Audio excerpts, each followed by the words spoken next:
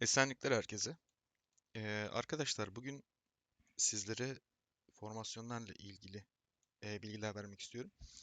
Eee, Konuya geçmeden önce bir kendimi tanıtmak istiyorum önce. Benim adım Berkan, 95 doğumluyum. Yazılım yüksek mühendisiyim. Strateji oyunlarına 2007'de başladım Travian'la. 2007'den beri de oynuyorum zaten. Travian'ı daha sonrasında 2021 gibi falan bıraktım. Eee, Artık çünkü sıkmaya başlamıştı. Her şey devir daim ediyordu. Daha sonrasında 2020-21 gibi Whiteout Survival'ın ilk versiyonunu oynamıştım. O zamanlar adı Frozen City olması lazım, tam hatırlamıyorum. Yine böyle karlı buzlu bir oyunda ve savaş mekanikleri buna çok benziyor. Bu oyuna çok benziyordu. O zamanlar Whiteout Survival hoşuma gitmişti. Daha sonrasında tabii o zamanlar ufak bir trafik kazası geçirmiştim. Oyuna ara vermiştim. Unuttum gitti yani zaten ondan sonra. Gel zaman git zaman geçen sene bu oyunu gördüm. Kingshot. Çok hoşuma gitti açıkçası. Zaten tam da oyun oynama süreci olur ya böyle erkeklerin bazen. Tam da yeni oyun arama sürecindeydim. Öyle tesadüfen denk geldi. Başladım. Yaklaşık bir senedir oynuyorum. Şimdi burada e, bu benim ilk videom olacak. YouTube kanalı açmaya karar verdim daha sonrasında. Ee, Bu YouTube kanalında e, yani bildiklerimi sizinle paylaşmak istiyorum. Ee, ilk konumuz dediğim gibi formasyon. Bizim bir ezber yıkmamız lazım önce. Çünkü bazı formasyonlar artık ezbere kullanılmaya başlandı. Ve bu hani herkes tarafından kullanılıyor. Bununla açıkçası bayağı bir mücadele etmiştim ben.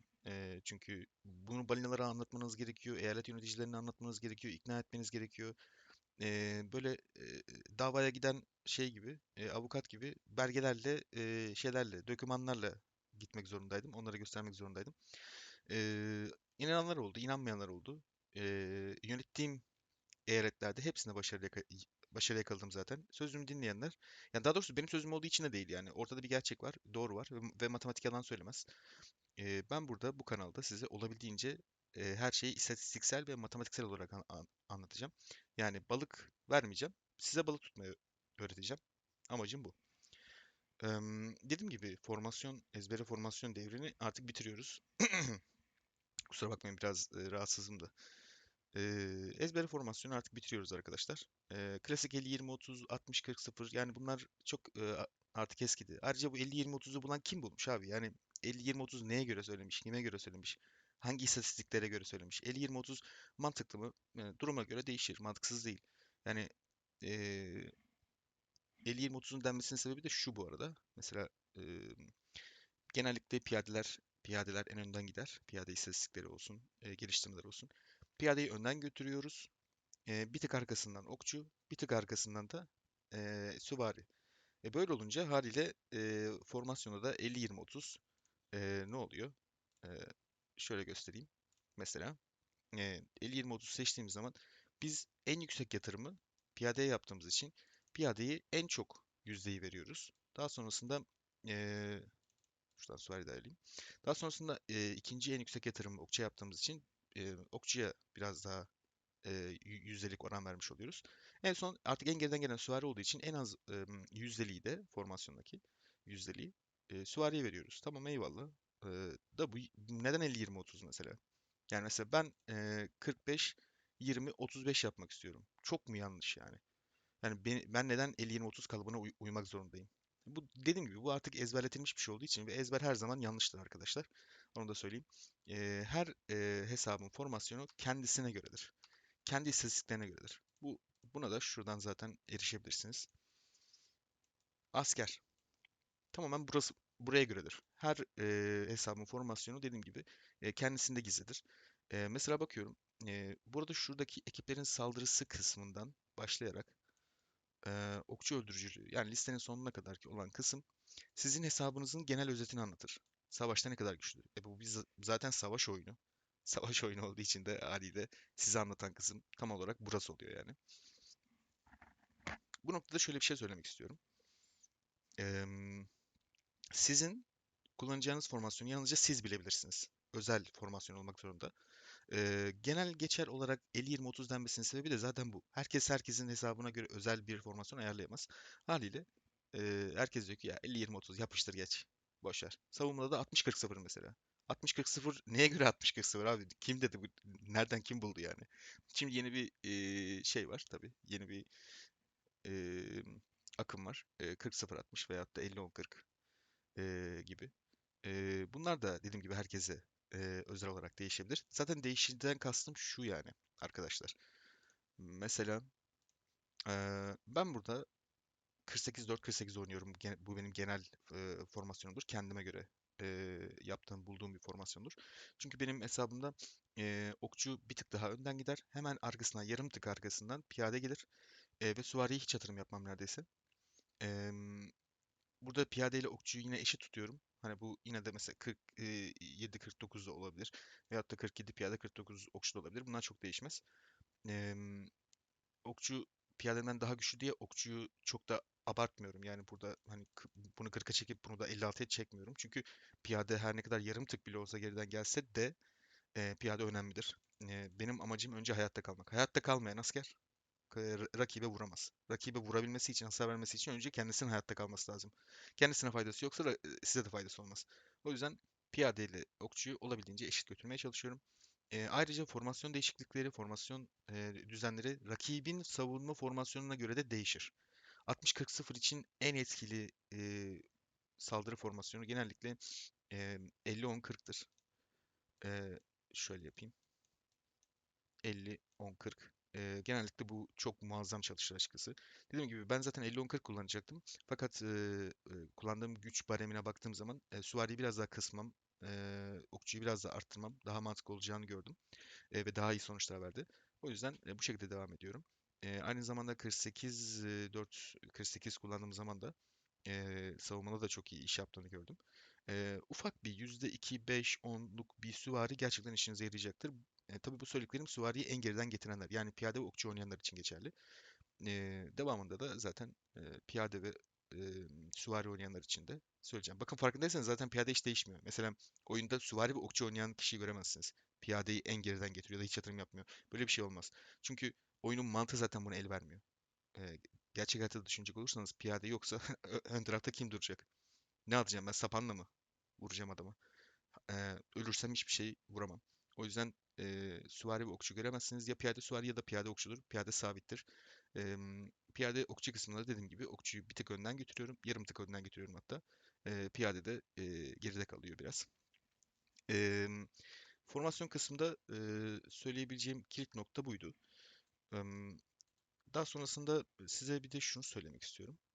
Em, Arkadaşlar bu oyunda genel olarak mantık ve matematik çalışır.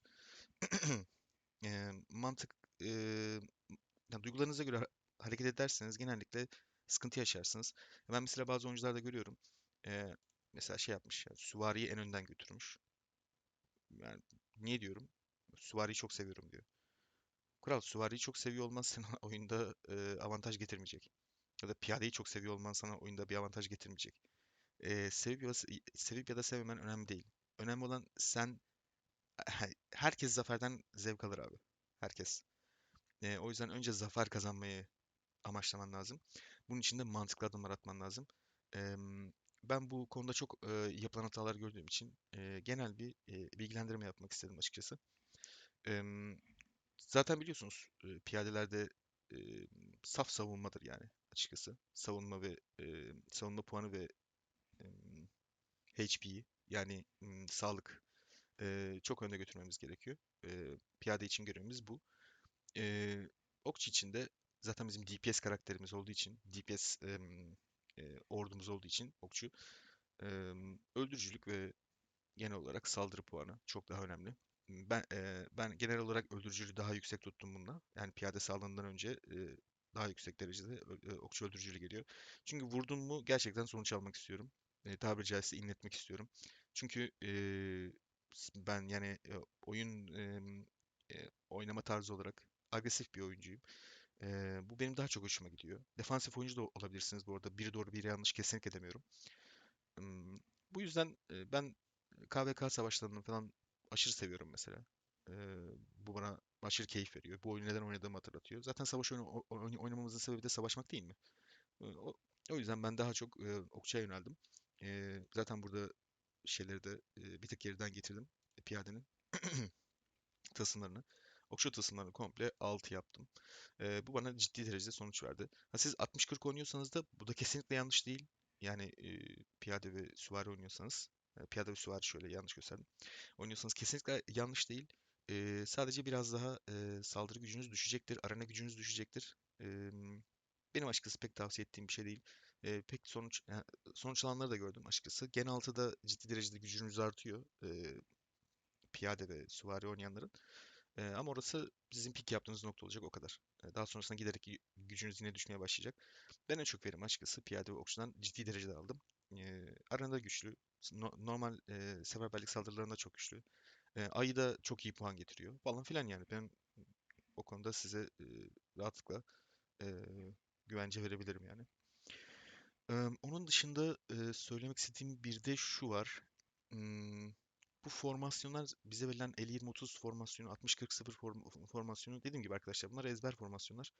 Hmm, Yani biraz şey kalıyorlar artık. Klasik kalıyorlar. Siz her zaman kendi hesabınıza göre, kendi istatistiklerinize göre bunlarda ufak oynamalar yapın. Eee, Çünkü inanın bana çok ciddi sonuçlar alacaksınız. Değişkenlikler gösterecek bunlar. Hmm, Ben açıkçası çok memnun kaldım bundan. Ve ayrıca bunların hepsini tabii simülasyonlardan geçirerek yapıyorum.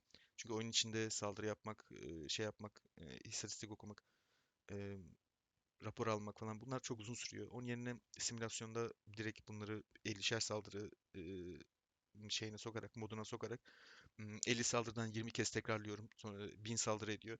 Daha sonrasında bu 20 tane tekrarladığım saldırının ortalamasını alıyorum. Ortalama olarak şu kadar kazanç sağlamışım, bu kadar kazanç sağlamışım. Benim için daha doğru ve güvenilebilir bir sonuç ortaya koymuş oluyor. Formülümüz basit. Piyade dediğin ayakta kalacak. Ön hatta duracak. Arka tarafı koruyacak. Arka tarafta vurabildiğine vuracak. Mantığımız tamamen bu. Size hatta bir iki rapor da göstermek istiyorum. Em, Mesela şu oyuncumuzla bir vs attık geçenlerde. Benim ilk şeyim buydu. Saldırdığım rapor buydu. Şimdi burada gördüğünüz gibi zaten kazandım. Şimdi şeylere geliyorum, istatistiklere. Bakın istatistiklerde rakip yani benim ondan avantajlı olduğum 4 tane alan var sadece. Ve diğerlerinin hepsinde o benden daha avantajlı. E, form, Formasyonlarımız da şu şekilde. Ben yine 48-4-48 kullanıyorum. O da 50-20-30. Klasik hiç değişmez zaten. Burada gördüğünüz gibi istatistikler benden toplam istatistik olarak benden daha önde. Fakat benim en önemli istatistiklerim ondan bayağı önde. Mesela piyade sağlığı 821 bende onda 517. Yani bayağı değişik aslında. İkimizde de bazı güçlendirmeler var. Fark sadece şu ekiplerin sağlık bonusu var bende. Onda da ekiplerin saldırı bonusu var. Çok bir değişkenlik gösteren bir yüzdelik tablosu değil. Ha, bir de tabii ki de konuşlanma kapasitem var. Fazla olarak. Yani 31K, 32K asker fazla göndermişim. Ha, bu çok büyük bir değişkenlik yapıyor mu? Yaratmıyor. Size bunun formülünü de anlatacağım ileride. Asker sayısının karekökü alınıyor formülde hesaplanırken. O yüzden 31K, 32K askerin karekökü ne? İşte 500 puan falan, 500 hasar puanı falan daha fazla ediyor. 505 mi? Öyle bir şey işte. Şu an hesaplamadım. O yüzden çok bir şey değiştirmiyor yani. Sonra rakibimle konuştuğumda bana dedi ki senin dedi çok fazla askerin var dedi. O yüzden kazanıyorsun dedi. Tamam dedim. O zaman gel ben seninle eşit sayıda asker göndereceğim dedim. Şurada dediğim gibi eşit sayıda asker gönderdim. Ha, burada 400 kaç? 442 fazla asker göndermişim. Çok da önemli değil. Hatta hiç önemli değil yani. Ee, Eşit sayıda asker gönderdim. Yine kazandım. Hiçbir şey değişmedi bakın farkındaysanız. İstatistikleri yine benden güçlü. Hatta bakın burada ekiplerin saldırı bonusu %10'du bende. Bu da bitmiş. Ona rağmen hala daha kazanıyorum. Hiçbir şey değişmiyor. Sadece 3 tane istatistiğim rakipten önde. Başka hiçbir şey yok. Diğerlerinin hepsinde o benden daha önde. Niye? Çünkü piyade öldürücülüğü basmak yerine ben piyade sağlığı basmışım. Piyade savunması benden hala önde. Niye? Çünkü şurada bir tane Gerçi ikimizde de varmış o, tamam. Piyade savunması hala benden önde. Piyade sağlığı benden geride. Ve bu ciddi bir fark demektir. E, Piyade sağlığı daha zor kazanılan bir şey. O yüzden daha önemli. Piyade okçu öldürücülüğü konusunda da bayağı öndeyim ondan. Okçu sağlığı konusunda da ciddi fark atmışım. Çünkü okçu, dediğim gibi, okçumun hayatta kalması gerekiyor. Ben hasar vermek istiyorsam önce hayatta kalmam lazım. Gördüğünüz gibi savunmada 60-40 kullandı bu sefer. Ne değişti? 60-40 kullanınca ne oldu yani? Ben yine 48-4-48. Bakın, gördüğünüz gibi 60-40 savunmanın hiçbir mantığı kalmıyor artık burada. Ezberletilmiş formasyonlar kullanıyoruz hep. Özel donanımlarıma bakıyorum. Özel donanımlarım da ondan bir tık daha geride. Yani bunlar ciddi derecede değişkenlik yaratıyor arkadaşlar.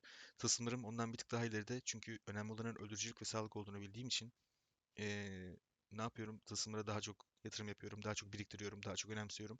Bu arada ben aylık olarak oyuna aşağı yukarı 100 dolar yatıran bir oyuncuyum. 100-150 dolar yatırıyorum. Sadece haftalık paketleri alıyorum. O kadar. Başka bir şey almıyorum. Bu noktada hala bu kadar güçlüysem ve gelişebiliyorsam, bu tamamen oyunu araştırdığım için, istatistikleri eee, kovaladığım için. Çünkü kalıcı olarak bana güç veren şey istatistiklerdir. Gördüğünüz gibi burada yenilen neredeyse yarı yarıya bir fark var aramızda güç konusunda. Ama şurada istatistiklere baktığımız zaman gerçekten anlaşılmayacak derecede gibi gibi görünüyor. Ama aslında çok basit. Piyade sağlığı, okçu öldürücülüğü, okçu sağlığı, bu kadar. Çok da bir şey değişmiyor yani. Okçu saldırısı da kesinlikle çok önemli. Bayağı önemli. Bu noktada zaten arkadaşımız bana yazmıştı. Dedi neden, hani nasıl böyle oluyor diye. Nasıl beni yenebiliyorsun diye. Ona durumu anlattım. Piyade kolluğu, piyade kolluğu en önemli donanımdır piyade için. Ama burada bakıyorum, piyade kolluğunu en geride bırakmış. Ya bu büyük bir hata. Bunu söyledim ona zaten. Anlattım. Ya piyade kolluğu hem sağlık veriyor hem de kırmızı yaptığımız zaman, kırmızı artı 20 yaptığımız zaman bize ekstradan bir de savunma veriyor. O yüzden piyade kolluğunu en önce yükseltmemiz gerekirken arkadaşımız en son yükseltmiş. Bu çok ciddi bir hata. Ondan sonra senin özel aletinin 8 olması, benimkinin 6 olması hiçbir şey değiştirmiyor. Bakın, gördüğünüz gibi donanımları bu şekilde yükselttim. Hiç de rahatsız değilim. Gayet memnunum. Gayet güzel sonuçlar alıyorum, gördüğünüz gibi konuşamadım. Bu şekilde arkadaşlar. Siz de kendinizi bu şekilde formasyonları düzgün ayarlarsanız, kendinize göre ayarlarsanız, istatistikleri düzgün kapatırsanız çok daha iyi, verimli sonuçlar alacağınızı düşünüyorum. Şimdilik videomuzu bu kadar tutuyorum. Biraz uzun oldu gerçi. Daha anlatacağım şeyler varmış diyelim. Em, Sonraki videolarda görüşelim. Ben serilere devam edeceğim. Seriler oluşturacağım. Gerçi önce oluşturmam lazım. Oluşturduktan sonra serilere devam edeceğim. Bundan sonra düzenli olarak videoları atmaya başlayacağım. Artık YouTube camiasına yeni girmiş durumdayız. Bakalım, inşallah e, ileride güzel sonuçlar kazanırız. Herkese tekrar esenlikler diliyorum. Kendinize dikkat edin. Ve mutlaka arkadaşlar, şunu unutmayın. Güç akıldan gelir. Sizin de öyle olsun. Görüşmek üzere.